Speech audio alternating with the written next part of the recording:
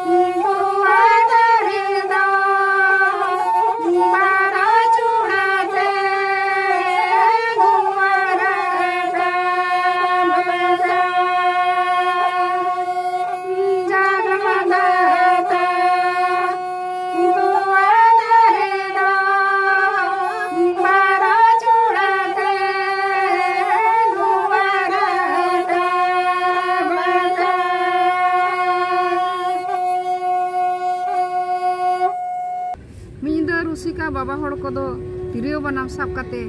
कुल्ही मुचाद आर बांखान सोर से रे जारा काते को सेरेnya आर रस्कना हो सेरेñ मेनाआ आर दुख सुखना हो सेरेñ मेनाआ आर चलो ना खान उनकाना सेरेñ मिटांग बन आंजम लगे